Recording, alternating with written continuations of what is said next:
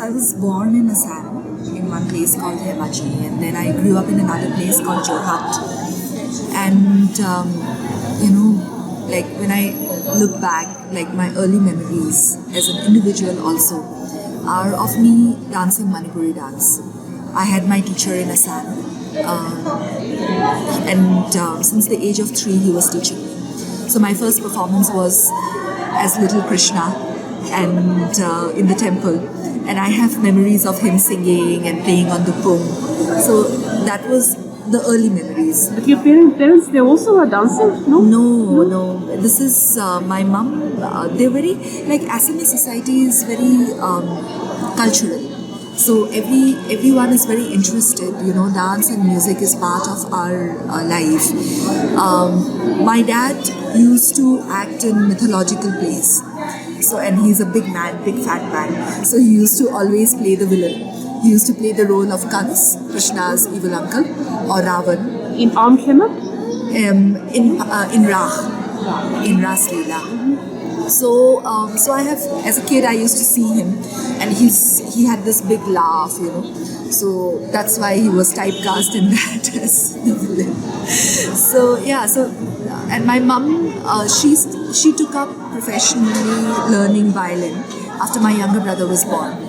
After she put me into dancing, and so everyone is involved in, when I was growing up in my road, if we would go out in the evening, you can hear like someone dancing, someone singing, some harmonium. So there's a lot of music and arts as a way of life. But of course, they did not anticipate me to take it up as a career. It was meant to be extracurricular activity that you do for the wholesome development of the child. So initially I was learning Manipuri in Assam, and at the same time there was painting and other activities, and I also went a little bit into Satriya and a little bit into Bharatanatyam. This was in my entire school life. But into Satriya, so who was your teacher for Satriya? For Satriya, my teacher at that time, very briefly, was, as a kid I had gone to Majuri Island. So for a month I was introduced, a workshop sort of a thing I did in Majuri. Then I came back to Jorhat and my teacher was Tamkesa Barbai. But then he was a monk from Kamalabari Khatra. But then he shifted his base. So then Satriya did not happen. and I stayed with Manipuri, which was the only form available besides Satriya. But I don't know why my parents put me in Manipuri dance class. And then later on, I dwelled a little bit into Bharatanatyam. But after I left Assam, I came to Delhi to also pursue my education. I studied literature. How old was you? I was, when I started learning Manipuri, I was 3 years old. And I continued Manipuri till about 16. So that's a really long time. But when you leave the Assam for I left Delhi? Assam at around 18 years. I came for my higher education, for my graduation and post-graduation. I came to Delhi University, Lady Shri Ram College. So I was studying literature, and at the same time I was doing a lot of Bharatanatyam dancing with my teacher. She was Leela Sampson. So Leela Akka was my guru, and she took me in her company also after about 4 years. In which years approximately? 2004-ish, 2003, 2004, Spanda. So I was in the repertoire as a professional Bharatanatyam dancer. But around that time, I really wanted to, I was not sure what I wanted to do in life. I couldn't put my finger to it. If I really wanted to be a dancer to begin with. And sometimes when you also are good in other things, there is also the studies and there is the expectation that you are going to become a bureaucrat, an IAS or something. It's very confusing. So I actually wasn't also really deeply in love with the medium of pure classical. So then I left dancing for a bit, and then I moved away from pure classical and I experimented with a variety of movement, and I got drawn to martial arts. So it began with Kalaripayattu, then it went into Tai Chi, then Taekwondo, Brazilian Jiu-Jitsu, and Cha. But that time you were staying in Delhi? No, I traveled. I first came to Kerala, then I went back to Delhi. In the middle, there was a brief stint in Bombay also. So I was searching, and then while I was exploring all of these martial arts forms, it also became clear to me that yes, I want to be a movement artist. I want to be in this line of work. I don't want to do anything else like a company job or something. And also in terms of the choice of movement, it became clear that I did not want to go back to pure classical form or take up a martial arts form. I wanted something which was of my own, free and independent and unconventional. I wanted to express myself in my own way. So while this clarity was there, I was still, I was in Delhi at that time, and I started working with like some other people, variety of theatre productions and dance productions. Sometimes because they were interesting, other times because they were giving me money. So you have to make ends meet also. And then by the end of it, I think around 2009, I after 2007, I started working on, an experimental form. Till 2007, it was classical form. So after 2007, I started experimenting with my body. And in 2009, I sort of brought to stage my first experiment. It was a piece called Longing. It was a piece called Longing. Longing, which is an emotion. And I used that emotion, and I saw that the parallel of nature, of a river on the way to meet the sea. So I saw longing as a journey of hope, because the river knows that the destination is the sea and is going towards the sea. So there is, it's a space of going towards your destination, but in a journey of hope. So it's not longing with pain or, it's a very different kind of a longing. So that was the first piece. And this particular piece, you'll see it online also. I have like a little snippet of it. So there was a lot of influence of my form, of the pure classical body, So you'll see a lot of influence of the pure classical because I was fresh out of it. Then post that piece, I got drawn, because I was a student of literature also. I was English literature. English literature. So I read the text of Mary Shelley. Mary Shelley is a 19th century European writer at the age of 19. How she came about with the idea of writing her book Frankenstein, which was a little crazy, like the 19th century, and she was pregnant at that time. So I read her introduction, and I really loved it because I'm very drawn to these stories of transformation and women who can really bring about that change in their life. So I thought I'll make a piece on her introduction, which was a text, and it was a different experiment for me because I had to work with voice, which is not something I have studied. So then I experimented. Also, it so happened that I also met with an accident at that time, and I could not really do a lot of dancing because my knee was injured. So I had to sit and rest, so I could just work with my voice. So I did that, and then I presented Frankenstein again to an audience. It turned out to be a 45-minute piece. A snippet of that is again available online. Post that, I did another 2 more experiments. One was a piece called Impermanence, another was a piece called Journey of Dawn. All this time I was in Delhi, and then I around 2011. I had a very good friend of mine who was working a lot in Assam, in the northeast, and he was very deeply engaged with the whole environment. He's from the environment sector. So he used to tell me about his work, about the construction of possible hydroelectric dam projects, and so I used to hear from him, and he used to send me his articles.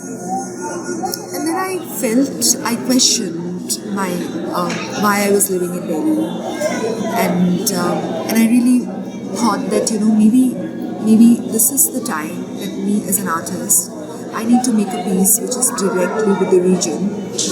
Instead of, I could do that. Maybe I would have done it 10 years later, but my friend became sort of like a catalyst for me to do it at this period because I kept on hearing this and reading these articles, and I got involved, and I felt responsible that as an artist I need to do something. So I started researching, and I came up with an idea of a project called Katha Yatra, which is stories and journeys to do with the Brahmaputra. Katha is stories in English, and Yatra is journeys. So stories and journeys to do with the Brahmaputra. And I went back from Delhi. I shifted back in 2012. And Katha Yatra is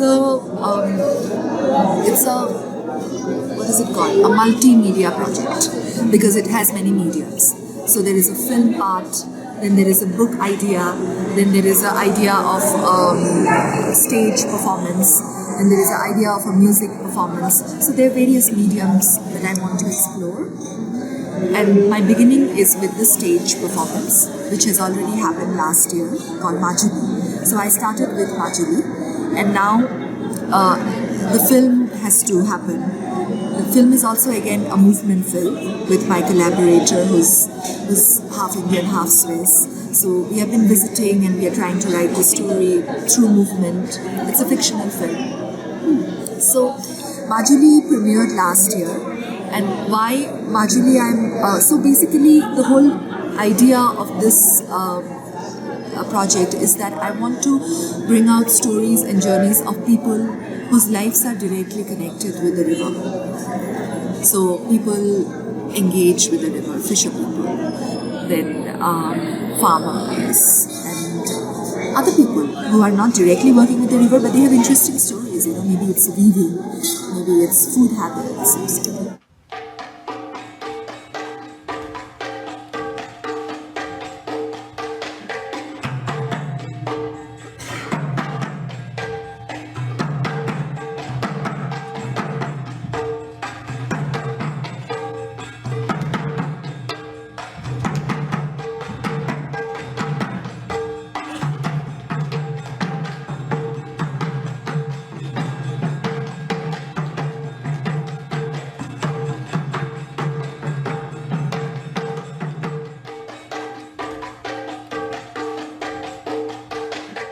So, Project Majuli premiered last year, and it's a coming together of my impressions of Majuli as a kid and going back to Majuli as a grown-up and having a reimagination of the place.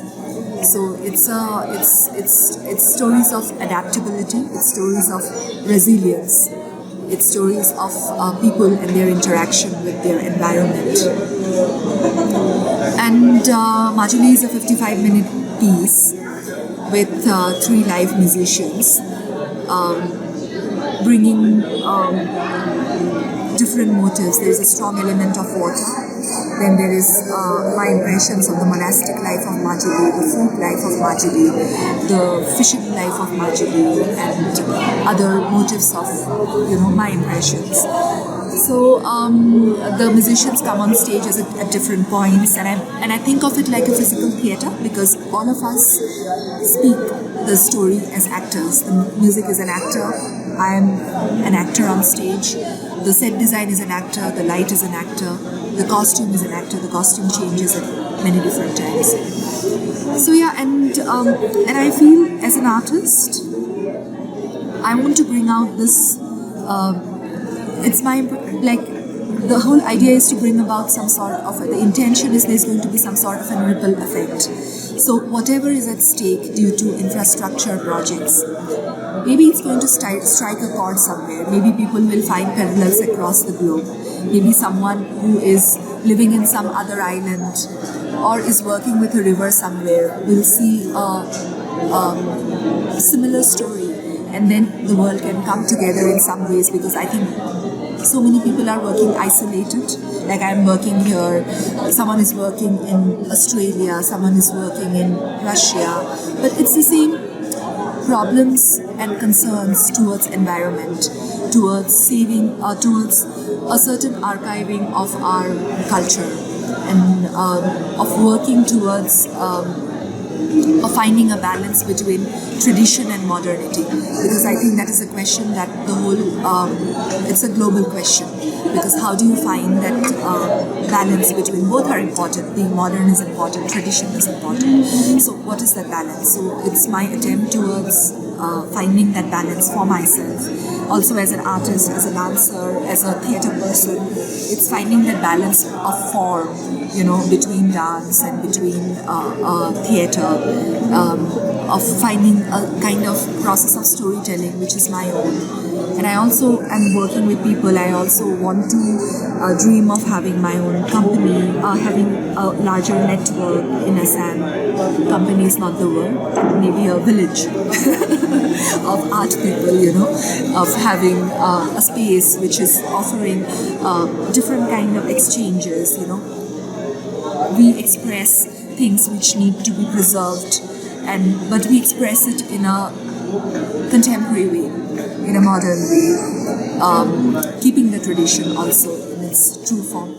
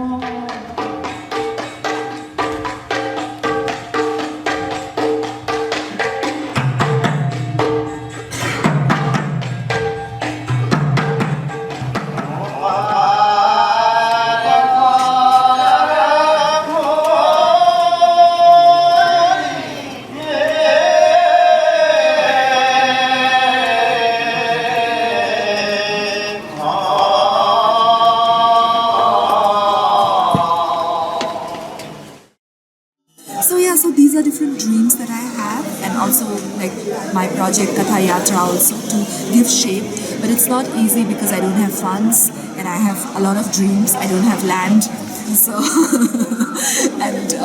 but like Majuli has happened, so I really hope like I get supported for the rest of the projects, and I feel that my intention is it's pure, and I'm not coming from a space of wanting some things which are superficial. I'm coming from a space of really from an inner story.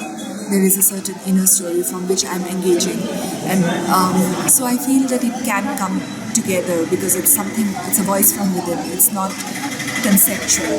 So I think it can also touch the audience at a deeper level. It's not a concept. It's not an intellectual idea. It's a feeling. It's about finding that resonance. So it's lots of things, and so that's where I am right now. My base is in Assam.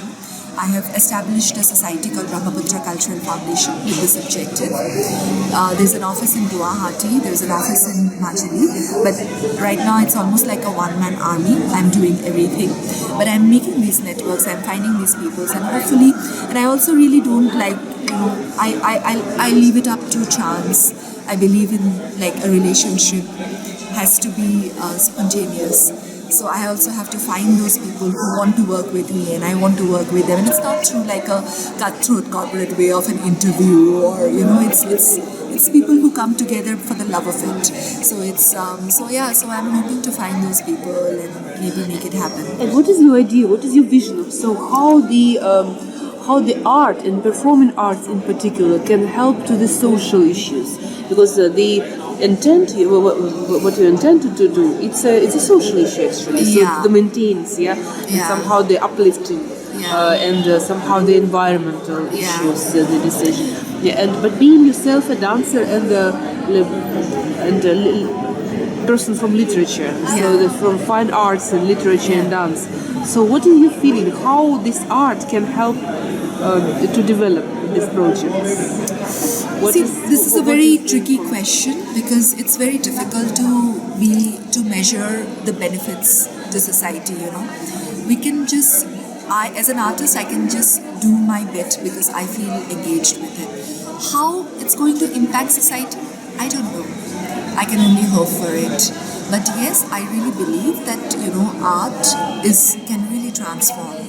I really believe in the power of music, power of movement, power of the body, power of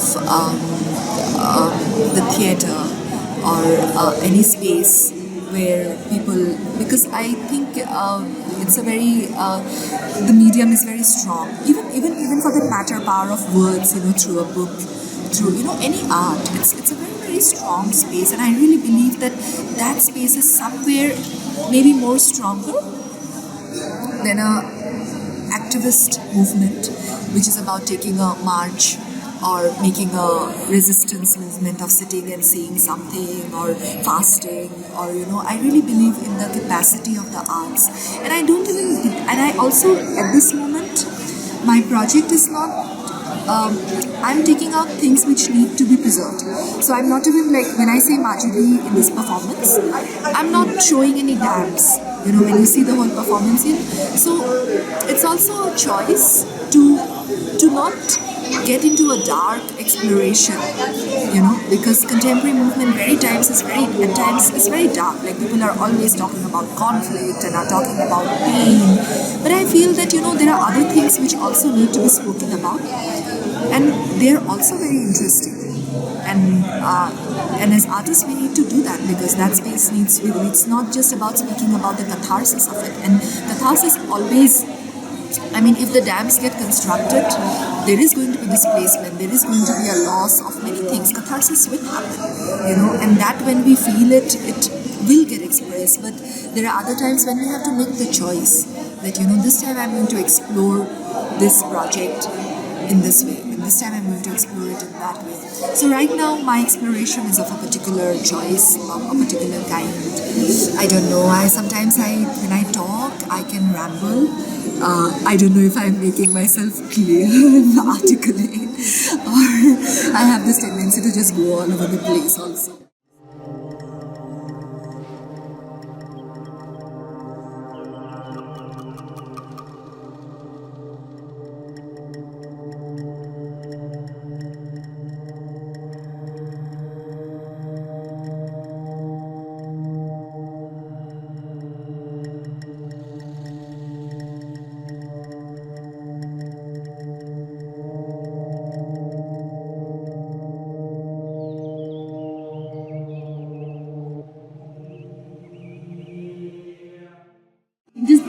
presented in the festival. So that was also various kinds of movement.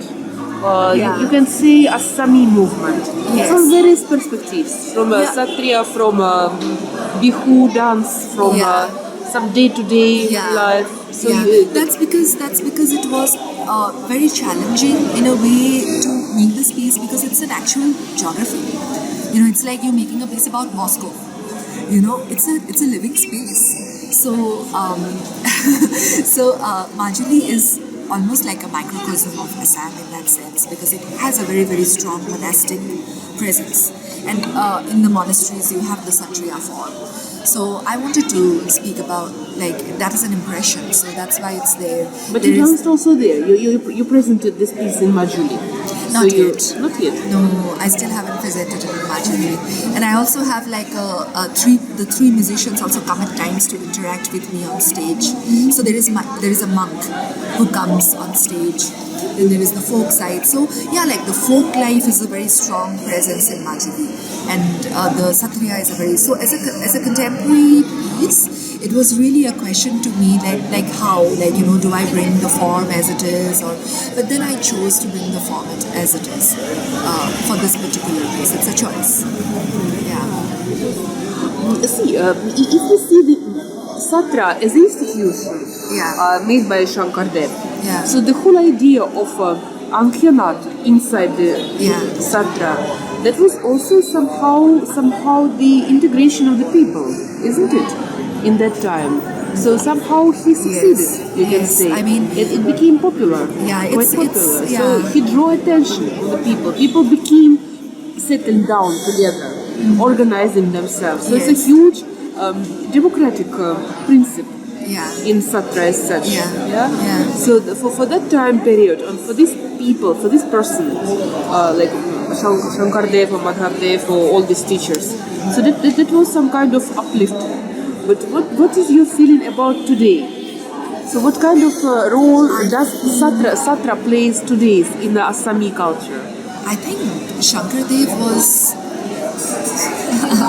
I think he was quite crazy, and I mean it like in a very, very good way. Like, you know, like the stories that we have of Shankardev, like he traveled at that time, and, you know, like, how did he travel, you know? Up to Puri, you know, like, and he had to be really crazy, you know, to do what he did, and a genius. And he had Madhav Dev, you know, it only happened because he had like a team also. So in today's context of wanting to create a satra, it's not very easy, because I also want to create a satra. I also want to have my people. Today's satra, contemporary satra. A contemporary satra. It cannot be like a traditional satra. I don't want to make a traditional should be some satra. Kind of different type because of I'm a satra. contemporary artist. I want to tell stories from within me. You know, I don't just want to speak about Krishna or Shiva or, you know, the Bhakti movement. So there is many other things that I want to speak about. So I want to make like a modern day satra in Assam. I want to make an artistic village, and I want to have like all the different kind of monks, but of like it could be you, it could be different people, you know. So who come there and who can engage in a creative way and have a way of life, you know. So the context of today is very, very different, and I'm sorry, what was your question? I went, I think, differently. What did you ask me? No, that is exactly what I was asking. So the context is like times have changed, you know. It's like how, like, to be a yogi now, you don't have to go to the Himalayas, you know. So I'm very, very inspired by thinking about what Shankardev did and his faith, and, you know, he's phenomenal, and I'm inspired, like, you know, I don't know where I have the dream of making a modern day satra, an art village, really, which is engaged in a different way. The satras are, they exist, they have government support, they are doing their thing. So I don't need to, they have enough, you know, it's an institution, it's going in its own way. And how it's functioning, I'm not really from the system to comment on it. So that would be, perhaps you could speak to like a Satriya artist or a monk to really comment on that. Today's Assam, how do you feel it? Is it because there's strong discourse in India about the isolation of the whole northeast, but that is not Assam. Assam is a little different. So what is your feeling? Assam get open, or still there are some kind of this isolation problem? What about the position of Assam in today's India society? If you can, do you have some idea about that? I do have ideas, but it comes from a very, very personal experience. So I think there is a lot of corruption. So In all over India. yeah, like you say, like, you know, all the MOUs getting signed in Arunachal and Assam. Why is it getting signed? Because there is a certain exchange of money when it's getting signed, you know. So people, so there is and like as a young artist who's from the region and who has gone back to do something, I haven't got support in Assam so far. I have approached many bodies, tourism, government. But this is your institution, it's a private institution, Yeah, organized it's by something you. I'm doing. It's something that I have registered on my own. No one has supported me yet. I have gone to doors, I have knocked at doors, and they are like, oh, wonderful, all the best, and you know, this is what like young people should be doing. And many people go away, but they have come back, so they compliment me, and they're like, wow, amazing. And then end of the day, that's it. We have conversations. It doesn't lead to. So far, I haven't received any support, and it's not easy. How do you do something without having any money? How do you do something without having a network? So I'm doing it, you know, like I'm very like, if I dream something, I feel motivated. I get motivated to make it happen, and I make it happen. But yes, Because you want to stay here, you want to create something, something nice in the place. Yeah. So, But do you have some friends, team of friends? it's beginning. It's beginning because Just I had don't- gone away, so now there is a certain network of people that is happening. So I'm starting to have a few arms and legs, and yeah. So and they also look to me like, you know, a lot of people, because I also like in Majuli, you know, like I had like 2 artist friends who came from France, and they created like a project with the locals. It was a residency by Brahmaputra Cultural Foundation.